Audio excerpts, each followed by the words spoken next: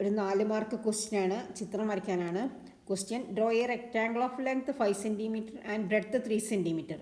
Draw a square of the same area. അപ്പോൾ ആദ്യം നമ്മൾ എന്താ ചെയ്യേണ്ടതെന്ന് വെച്ചാൽ, ആദ്യം നമ്മൾ ഈ പറഞ്ഞിരിക്കുന്ന 5 സെൻറ്റിമീറ്ററും 3 സെൻറ്റിമീറ്ററും അളവിൽ ഒരു റെക്റ്റാങ്കിൾ വരയ്ക്കാം. 5 സെൻറ്റിമീറ്ററും 3 സെൻറ്റിമീറ്ററും അളവിൽ റെക്റ്റാങ്കിൾ വരച്ചു. അടുത്ത സ്റ്റെപ്പ് എന്ന് പറയുന്നത്, ഈ 3 സെൻറ്റിമീറ്റർ ഈ ബ്രെഡ്ത്തിനെ നമ്മൾ 5 സെൻറ്റിമീറ്ററിൻ്റെ കൂടെ നീട്ടി വരയ്ക്കാം. അപ്പം നമുക്ക് 8 സെൻറ്റിമീറ്റർ കിട്ടി.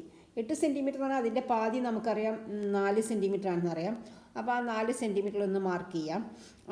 അല്ല, പെർപെൻഡിക്കുലർ ബൈസെക്ടർ വരയ്ക്കാൻ അറിയുന്നവർ പെർപെൻഡിക്കുലർ ബൈസെക്ടർ വരയ്ക്കുക.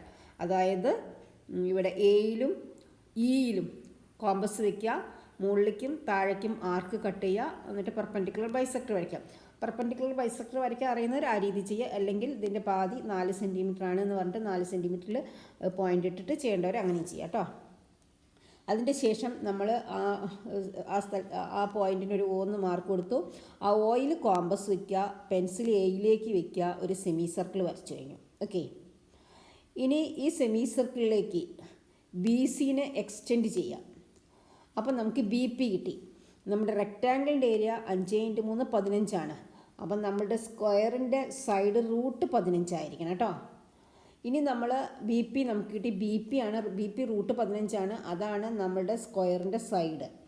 ആ സൈഡ് നമ്മൾ 2 ഭാഗത്തേക്കും വരയ്ക്കുക. ഒരു ഭാഗത്തേക്ക് വരച്ച് ബീനെ എക്സ്റ്റെൻഡ് ചെയ്ത് വരച്ച് സ്ക്വയറാക്കി. സ്ക്വയർ നമുക്ക് ബി പി എം എന്ന് കിട്ടി. ഇനി അതിനെ നമുക്ക് ഷെയ്ഡ് ചെയ്യാം. ഷെയ്ഡ് ചെയ്തു.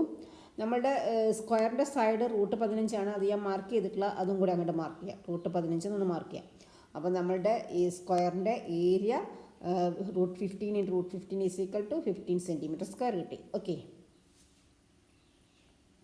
വീഡിയോ ഇഷ്ടപ്പെട്ടെങ്കിൽ എന്തായാലും ലൈക്ക് ചെയ്യുക, ഷെയർ ചെയ്യുക, സബ്സ്ക്രൈബ് ചെയ്യുക. Thank you.